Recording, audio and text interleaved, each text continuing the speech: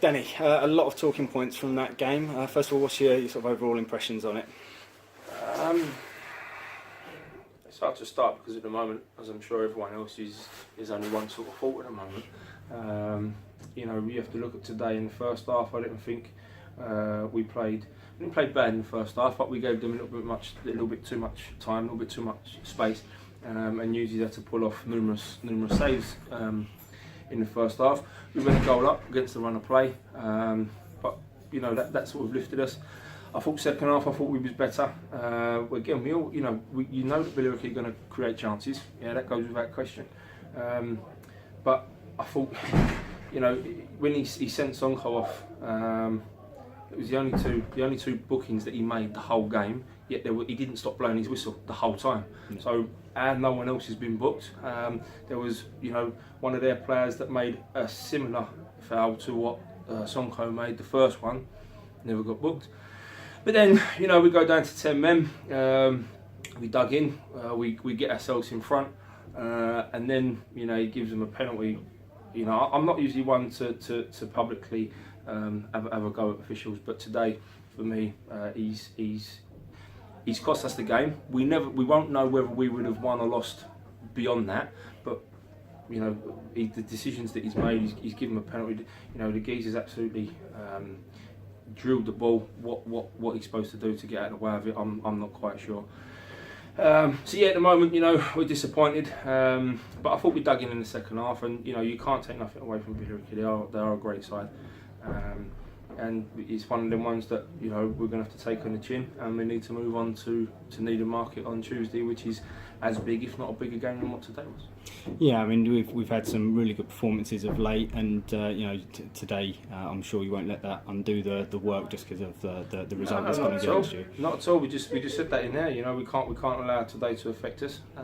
We know that we didn't play the way that we wanted to play in the first half. We allowed them to affect the game, and you know, that could have happened. You know, they've got good players. Let's not get away from that fact. But second half we was a lot more on the front foot. But today, as I say, unfortunately, we'll never know what the outcome would have been had it have not been for the decisions that an official's made to affect the game in the way that he did. And you mentioned David Hughes. In the first 20 or 25 minutes, we were under a lot of pressure, and he pulled out some fantastic saves. It was excellent. The whole game, I thought David was top drawer. You know, and he does need to be mentioned for that. At the same time, that's his job. So yeah, you know, massive praise to Dave for his performance today. But it's just, at the moment, I think everything's obviously still a little bit alight, if that's the right word to use. And you know, once you can, you know, sort of sit down later on and think about the game in more depth, then you get a bigger review. But overall today, I was proud of him. And as I say, it's a shame that it's been someone else's decisions that's ended up determining the game rather than just between the two teams. And talking about Sonko's 2 yellow cards, the first one, would you have any complaints with that, or both of them? Was it that you want? The first one possibly, but then if he does give that as a yellow card, then he has to give yellow cards in loads of other different occasions during the course of the game. The second one, you know, no fair play to their player, he's bought the foul, but it took him a long time to book him, and I think he was in two minds, and unfortunately, you know, they've got around him, which again, you know, teams do, and he sent him off. So the second one for me, no. First one, yeah, possibly.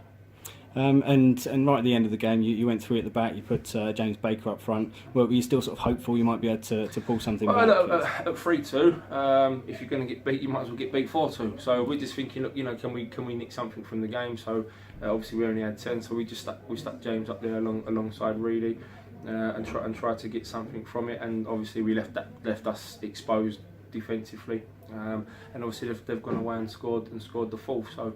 But I say, I'm overall, you know, you have to look at the positives from it, and I thought that we more than competed, and we now got to concentrate on going to Needham on Tuesday and getting something there.